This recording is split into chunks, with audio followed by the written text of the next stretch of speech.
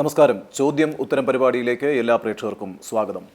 March 3-ന് LDF സർക്കാരിൻ്റെ രണ്ടാമത്തെ budget ധനമന്ത്രി TM തോമസ് ഐസക് നിയമസഭയിൽ അവതരിപ്പിക്കും. ആ ബജറ്റ് നിർമ്മാണത്തിൻ്റെ തിരക്കിലാണ് അദ്ദേഹം. ചോദ്യമുത്തരം പരിപാടിയിൽ ഇന്നത്തെ നമ്മുടെ അതിഥി ഡോക്ടർ TM തോമസ് ഐസക്. സ്വാഗതം ശ്രീ തോമസ് ഐസക്. ഒരു ബജറ്റ് തയ്യാറാക്കാനിരിക്കുമ്പോൾ ജനോപകാരപ്രദങ്ങളായിട്ടുള്ള പദ്ധതികൾ ആവിഷ്കരിക്കുക, ക്ഷേമ പ്രവർത്തനങ്ങൾക്ക് ഊന്നൽ നൽകുക, ഇങ്ങനെയൊക്കെയുള്ള ആശയങ്ങൾ മനസ്സിലുണ്ടാകും. അത്തരത്തിൽ പോസിറ്റീവായി ബജറ്റിനെ സമീപിക്കാവുന്ന ഒരു സാമ്പത്തിക സ്ഥിതിയിലാണോ നമ്മുടെ സംസ്ഥാനമുള്ളത്? സാമൂഹ്യക്ഷേമ ചെലവുകൾ ഗണ്യമായിട്ട് ഉയർത്തുന്നതിന് തടസ്സം വരും. കാരണം വരുമാനമില്ല. ഇപ്പോൾ ദീർഘകാല പശ്ചാത്തല സൗകര്യങ്ങൾ സൃഷ്ടിക്കുന്നതിന് വേണമെങ്കിൽ ബഡ്ജറ്റിന് പുറത്ത് വായ്പ എടുക്കാം. പക്ഷേ ജനങ്ങളുടെ സമാശ്വാസ നടപടികൾ സ്വീകരിക്കണമെങ്കിൽ നമുക്ക് വരുമാനം ഇവിടെ ഉണ്ടാവണം. അത് വേണ്ടത്ര വരുമാനമില്ലാതെ വരുമ്പോൾ നമുക്കൊരു പ്രയാസം വരും. ആഗ്രഹം അനുസരിച്ച് കാര്യങ്ങൾ ചെയ്യാൻ പറ്റാത്ത സ്ഥിതിവിശേഷം വരും. അപ്പോൾ അത് എങ്ങനെ മറികടക്കാം? ചില കാര്യങ്ങളൊക്കെ വേണ്ടെന്ന് വെച്ച് ഈ സാമൂഹ്യക്ഷേമ ചെലവ് വർദ്ധിപ്പിക്കാൻ പറ്റുമോ എന്നുള്ളതൊക്കെയാണ് പരിശോധിക്കുന്നത്. താങ്കളുടെ ആദ്യത്തെ ബജറ്റ് പ്രസംഗത്തിൽ പറഞ്ഞത് നികുതി വരുമാനം വർഷം തോറും വർദ്ധിപ്പിച്ച് അഞ്ചാമത്തെ വർഷം എത്തുമ്പോൾ അത് 25% എത്തിക്കുക, അതായിരുന്നു താങ്കളുടെ ഒരു ടാർഗറ്റ്. അതിന് സാധ്യമാണോ ഇപ്പോഴത്തെ ഒരു സാഹചര്യം? സാധ്യമാണോ? ഈ വർഷം പോക്ക് കേസായിപ്പോയി. ഒരു 10%, ചിലപ്പോൾ 12 ഭാഗ്യമുണ്ടെങ്കിൽ അവിടെ നിൽക്കുകയുള്ളൂ. പക്ഷെ അടുത്ത വർഷം 20 ടാർഗറ്റ് ഇടണം. GST വരികയാണ്. GST വരുമ്പോൾ നമുക്ക് നേട്ടാം. ഇപ്പം തമിഴ്നാട്ടിൽ പോയിട്ട് നിങ്ങളൊരു കാറ് വാങ്ങിച്ചു, നികുതി തമിഴ്നാടിനെ കിട്ടത്തുള്ളൂ. ഇനിമേൽ അങ്ങനെയല്ല. നിങ്ങൾ മേടിച്ചപ്പോൾ നിങ്ങൾ അഡ്രസ്സ് കേരളം കൊടുത്തിട്ടുള്ളതെങ്കിൽ തമിഴ്നാട് അവിടെ പിരിച്ച നികുതി കേരളത്തിൽ തരും. അപ്പോൾ കേരളത്തെ സംബന്ധിച്ചുള്ളത് നല്ല കാര്യമാണ്. നമ്മൾ ആകെ നോക്കേണ്ടത് അവിടെയും വെട്ടിച്ച് ഇവിടെയും കണക്ക് വെട്ടിച്ച് ആരും കൊണ്ടുപോകുന്നില്ലെന്ന് ഉറപ്പുവരുത്താനാണ്. അതിനുള്ള സംവിധാനം നമ്മൾ നന്നായിട്ടുണ്ടായിട്ടുണ്ടെങ്കിൽ അടുത്ത വർഷം നമുക്ക് 20% തന്നെ നികുതി വരുമാനം വർദ്ധിപ്പിക്കാൻ പറ്റണം.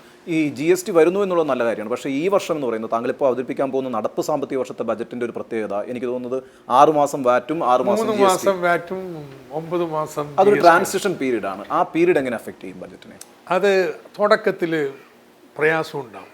ഈ വ്യാപാരികളും ഇതിനോട്ട് ട്യൂണ്ടല്ല, ഉദ്യോഗസ്ഥരും അല്ല, ഈ ഒരു പ്രശ്നം ഉണ്ടാവും. അപ്പോൾ ആ കുറവ് നികത്താനായിട്ട് വാറ്റ് കാലത്ത് ഒരുപാട് കുടിശ്ശികയൊക്കെ ഇല്ലേ, ഇനി അതൊക്കെ പറഞ്ഞ് കേസും വക്കാണോട്ട് നിൽക്കണതിനാ? അതൊരു ഒത്തുതീർപ്പ് സമരിയാക്കി കിട്ടാവുന്ന പണം പിരിക്കാം.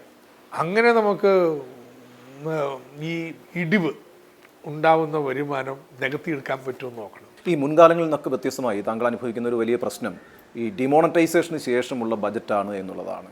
ആ പ്രതിസന്ധി യഥാർത്ഥത്തിൽ കേരളം ഒരു കൺസ്യൂമർ സൊസൈറ്റി ആയിരിക്കുന്നതുകൊണ്ട് തന്നെ നമ്മുടെ ക്രയവിക്രയങ്ങളൊക്കെ അത് ബാധിച്ചിട്ടുണ്ടാവും. സ്വാഭാവികമായിട്ടും നികുതി വരുമാനത്തെ അത് ബാധിച്ചിട്ടുണ്ടാവും. എങ്ങനെയാണ് അതിൻ്റെ ഒരു ഇമ്പാക്റ്റ് ഈ ബജറ്റിൽ ഉണ്ടാവുക? എത്ര വേഗത്തിൽ നമ്മുടെ സമ്പദ്ഘടന വളരും എന്നുള്ളത് ഉണ്ടാക്കുന്ന സാധനം ആൾക്കാരും മേടിക്കാൻ തയ്യാറുണ്ടോ എന്നതിനെ ആശ്രയിച്ചിരിക്കും. വാങ്ങുന്നവരാരാ? 1 ഉപഭോക്താക്കൾ, 2 നിക്ഷേപകർ, 3 കയറ്റുമതിക്കാർ. ഇവർ 3 പേരേ ഉള്ളൂ. ഉപഭോക്താക്കളുടെ ഈ കാശില്ലാതായി അവർക്കിപ്പോൾ കാശ് ചെലവാക്കാനും ഒരു മടിയാണ്. നിക്ഷേപകരാണെങ്കിലോ വായ്പ എടുക്കാൻ പറഞ്ഞിട്ട് എടുക്കുന്നില്ല. ഈ ഡിസംബർ മാസം 30-ാം തീയതി, കഴിഞ്ഞ വർഷം ഡിസംബർ മാസം 30-ാം തീയതി അപേക്ഷിച്ച് 5% താഴെയാണ് വായ്പ വർധനവുള്ളത്. ഇതുപോലെ താഴ്ന്ന വായ്പ വർധനവ് ഒരു വർഷവും ഉണ്ടായിട്ടില്ല. അപ്പോൾ നിക്ഷേപകരും മടിച്ചു നിൽക്കുകയാണ്. കയറ്റുമതിക്കാർ ഈ ട്രംപ് വന്നതിന് ശേഷം കയറ്റുമതിയൊക്കെ വളരെ മോശമായി. അപ്പോൾ പിന്നെ ആരാണ് സമ്പദ്ഘടനയിൽ ഉണ്ടാക്കുന്ന സാധനങ്ങൾ മേടിച്ച് സമ്പദ്ഘടനയെ താങ്ങി ഉയർത്തുക? സർക്കാരിനെ പറ്റൂ. സർക്കാർ ചെലവ് വർദ്ധിപ്പിക്കണം. അതായിരുന്നു പ്രീ ബഡ്ജറ്റ് ചർച്ചകളിലൊക്കെ ഡൽഹിയിലൊക്കെ ഞാൻ ആവശ്യപ്പെട്ടുകൊണ്ടിരുന്നത്. എന്നാൽ സർക്കാർ ചെലവ് ചുരുക്കിയിരിക്കുക. 13.4% ദേശീയ വരുമാനത്തിൻ്റെ ഈ വർഷത്തെ ചെലവ് അത് 12.7% ചുരുക്കുകയാണ്. ഇത് വളരെ വിരോധാഭാസമാണ്.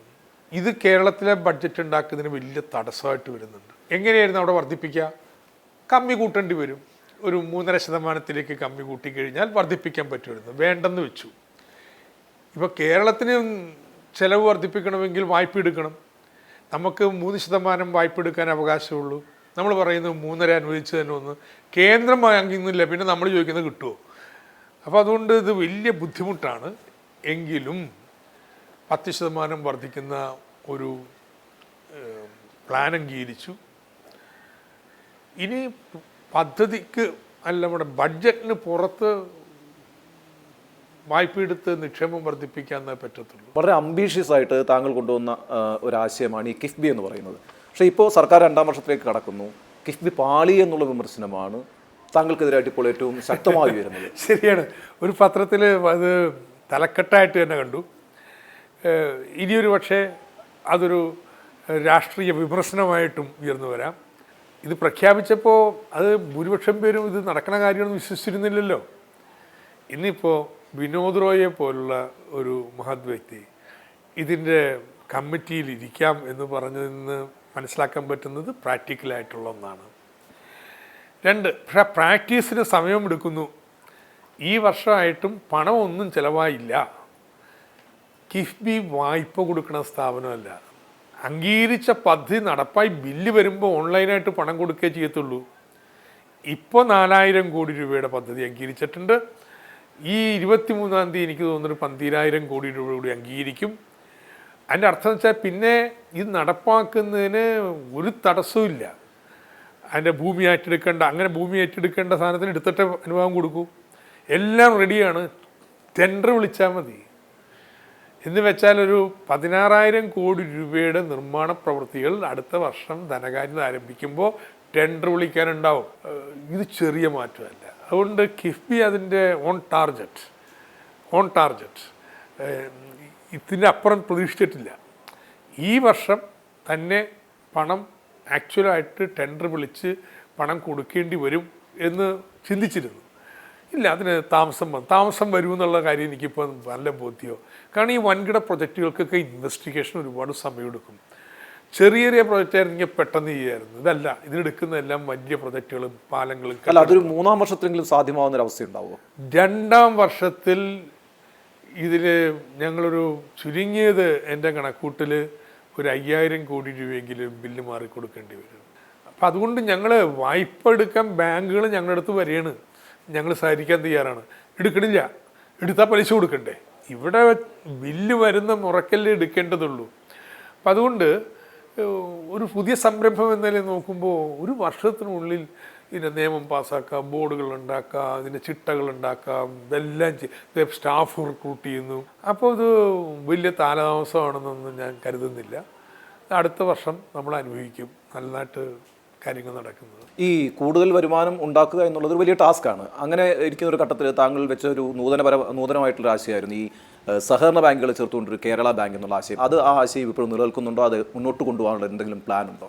നിശ്ചയമായിട്ടും. പക്ഷേ ഇപ്പോൾ സഹകരണ ബാങ്കുകൾക്കെതിരായിട്ട് കേന്ദ്ര സർക്കാർ നോട്ട് നിരോധനത്തിൻ്റെ പശ്ചാത്തലത്തിൽ കുടിശ്ശിതം പ്രഖ്യാപിക്കുമ്പോൾ അങ്ങനെയുള്ള കാര്യങ്ങൾ ചെയ്യാൻ പറ്റത്തില്ല. ഇപ്പോൾ സാധാരണഗതിയിലേക്ക് കാര്യങ്ങൾ വരികയാണ്. അപ്പോൾ ഒരു കമ്മിറ്റി വെച്ചിട്ടുണ്ട്. ആ കമ്മിറ്റിയുടെ പഠനം പൂർത്തിയായി കഴിഞ്ഞിട്ടുണ്ടെങ്കിൽ അത് ആദ്യത്തെ സ്റ്റെപ്പ് എന്ന് പറയുന്നത് നമ്മുടെ സഹകരണ ബാങ്കുകളിൽ പലതിനും NPA എല്ലാം കൂടിയിട്ട് ക്യാപിറ്റൽ അഡക്വറ്റ് അല്ല, ക്യാപിറ്റൽ റിക്വസ്റ്റിൻ്റെ പ്രശ്നമുണ്ട്. അപ്പോൾ സർക്കാർ തന്നെ മുൻകൈ എടുത്ത് ഇതൊക്കെ ക്ലീൻ ചെയ്യണം.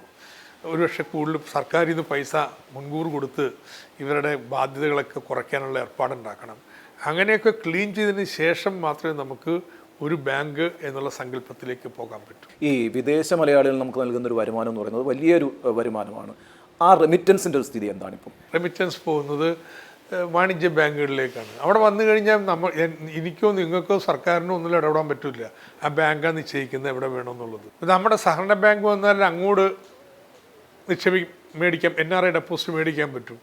അപ്പോൾ നമുക്ക് വേണമെങ്കിൽ നമ്മുടെ നിയന്ത്രണത്തിലുള്ള ബാങ്ക് എന്നുള്ളതിൽ കേരളത്തിൽ കൂടുതൽ വായ്പ കൊടുക്കാൻ പറയാം. പക്ഷേ വളരെ നൂതനമായിട്ടുള്ള ഒരു വിഭവ സമാഹരണ പരിപാടിക്ക് ഇപ്പോൾ പ്ലാൻ ചെയ്തിട്ടുണ്ട്. NRI ചിട്ടികൾ. NRI ചിട്ടി എന്ന് പറയുമ്പോൾ ഒരു ചിട്ടി വെച്ചിട്ട് എന്തുണ്ടാക്കാനാണ്? ഈ വിദേശ മലയാളികളോട് പറയാൻ പോണത്, നിങ്ങൾ ചിട്ടിയിൽ സമ്പാദിക്കും, നിങ്ങളുടെ സമ്പാദ്യം സുരക്ഷിതം, പലിശ കിട്ടും, നിങ്ങൾക്കൊരു നഷ്ടവുമില്ല. പക്ഷേ ആ പണം സർക്കാരിന് ഇവിടുത്തെ വലിയ വികസന പദ്ധതി നടപ്പാക്കാൻ ഉപയോഗിക്കാം. അപ്പം അതിന് ഫുള്ളി ഓൺലൈനായിട്ടാണ്. ആ പണം വന്നു കഴിഞ്ഞാൽ ഓട്ടോമാറ്റിക്കായിട്ട് ആ പണം KSFEയുടെ ബാങ്ക് അക്കൗണ്ടിലല്ല പോവുക, ഇവിടെ കിഫ്ബി ഇറക്കുന്ന ബോണ്ടുകൾ നിക്ഷേപിക്കപ്പെടും. അപ്പോൾ ഒരു 2 ലക്ഷം പേരുണ്ടെങ്കിലുണ്ടല്ലോ, എപ്പോഴും സ്ഥിരമായിട്ട് നമുക്കൊരു 10000 കോടിയുടെ ഫ്ലോട്ട് കിട്ടും. ആ 10000 കോടിയുടെ ബോണ്ടിൽ നിന്ന് കിട്ടിയ വരുമാനം കൊണ്ട് ഇവിടെ വികസന പ്രവർത്തനം നടത്താമെന്ന്. അങ്ങനെ വിദേശ മലയാളികളെ കേരളത്തിൻ്റെ വികസനത്തിൽ പങ്കാളിയാക്കുന്നതിനുള്ള ഒരു സ്കീം അതിനെക്കുറിച്ച് ഞങ്ങൾ ചർച്ച ചെയ്തുകൊണ്ടിരിക്കുകയാണ്. ഈ കഴിഞ്ഞ UDF സർക്കാരിൻ്റെ കാലത്ത് നിങ്ങൾ ഉന്നയിച്ചിരുന്ന ഒരു വലിയ വിമർശനം എന്ന് പറയുന്നത് ഈ നികുതി പിരിവിൽ വരുത്തുന്ന വീഴ്ചയായിരുന്നു. ഇപ്പോൾ കഴിഞ്ഞ 8 മാസത്തെ സ്ഥിതി എന്താണ്? നികുതി പിരിവ് കാര്യക്ഷമമാക്കാൻ കഴിഞ്ഞിട്ടുണ്ടോ ഈ സർക്കാരിന്? ഇല്ല, നികുതി ഒരു കാര്യക്ഷമമല്ല. അപ്പോൾ നികുതി പിരിവ് കാര്യക്ഷമമാക്കുന്നതിന് വേണ്ടി കഴിഞ്ഞ സർക്കാരിൻ്റെ കാലത്ത് എന്താ ഉണ്ടായത്? ഞാൻ ധനമന്ത്രിയാണെങ്കിലും ഒരു ടാക്സ് കമ്മീഷണർ ചെയ്യണ പണിയല്ലേ ചെയ്തുകൊണ്ട് നടന്നിരുന്നത്. ഞാൻ പോകാത്ത ഏതെങ്കിലും ആഫീസുണ്ടോ, ചെക്ക് പോസ്റ്റ് ഉണ്ടോ? അത് വാശിക്ക് വർദ്ധിപ്പിക്കാൻ വേണ്ടിയിട്ട്. അപ്പോൾ അതിലേക്കുള്ള പ്രവർത്തനത്തിലേക്ക് നീങ്ങി തുടങ്ങിയപ്പോഴേ നോട്ട് ബാൻ വന്നത്. ഇനിയിപ്പോൾ GSTയുമായി ബന്ധപ്പെട്ട് വാറ്റിൻ്റെ കുടിശ്ശികകളുമായി ബന്ധപ്പെട്ടും ആ പ്രവർത്തനം നടത്തും. എനിക്ക് ആരും സംശയമില്ല, നമ്മൾ വേണ്ട രീതിയിൽ ഇടപെട്ട് കഴിഞ്ഞാൽ ജീവനക്കാരെ പ്രചോദിപ്പിക്കാൻ പറ്റും. ജീവനക്കാരിൽ ഒരു ഭാഗം മോശമായിരിക്കും, പക്ഷെ നല്ലൊരു സെറ്റുണ്ട്, അത് മതി നന്നാക്കാനായിട്ട്.